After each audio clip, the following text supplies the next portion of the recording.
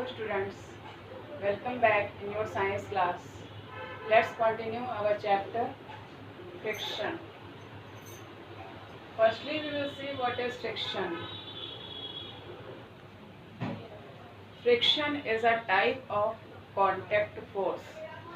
So, force of friction is applied when two surfaces are in contact with each other.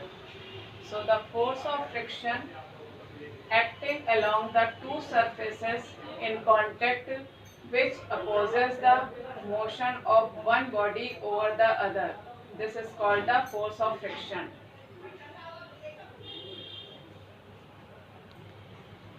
The force of friction is commonly known as friction.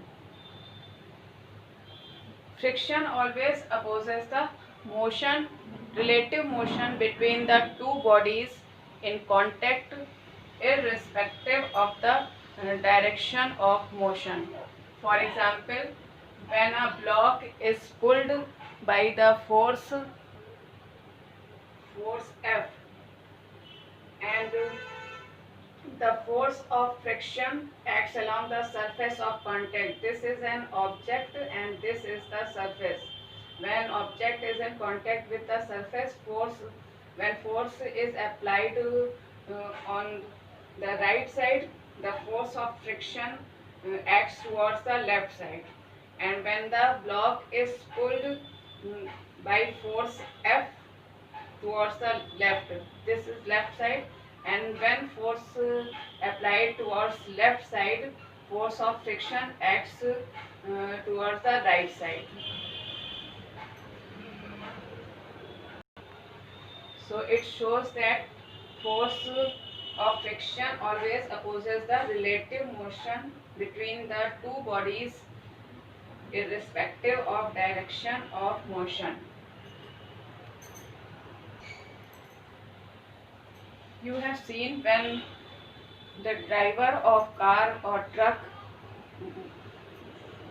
moving on the road, and when he reaches to the traffic signals, he applies brake and vehicle slows down. And not when you ride on a bicycle, you also apply to brake and to slows down the speed of your cycle. Not even vehicles, any objects which moves on the surface of other objects, even no external force is applied, it stops. Finally, its speed slows down and it stops. And when uh, we walk on the ground and our feet falls on the banana peel, we slip down. Why it is happen? So this is the force of friction, due to the force of friction. So let's we see what is the cause of force of friction. First causes of friction is due to interlocking of surfaces.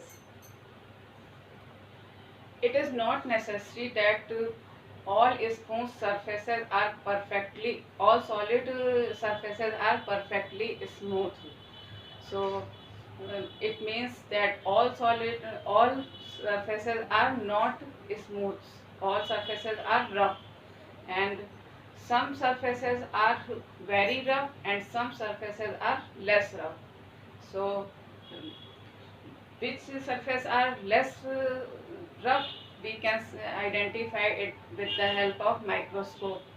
So due to the rough surface, when a body is pulled over the other body, there are some notches are present which interlock each other and stops the motion of the body.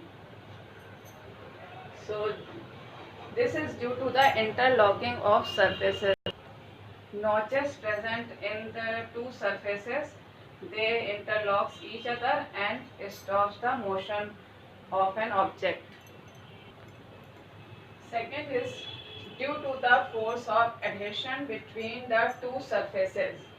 When two rough surfaces when in contact with each other, they meet only at a certain points, and uh, the atoms or molecules present at that certain points of contact, they attract each other due to the electrostatic attraction. These attraction are called the force of adhesion. What is called force of adhesion?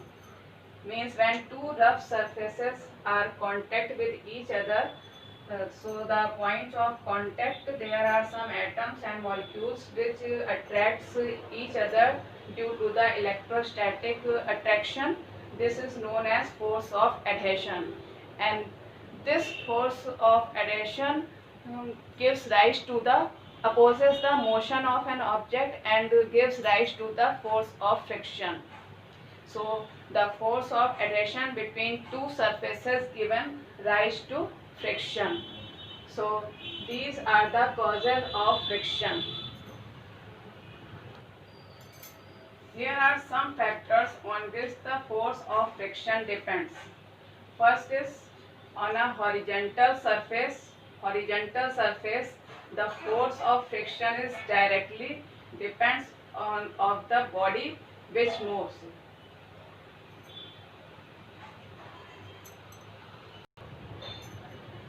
On a horizontal surface, the force of friction is directly depends on the weight of the body which moves.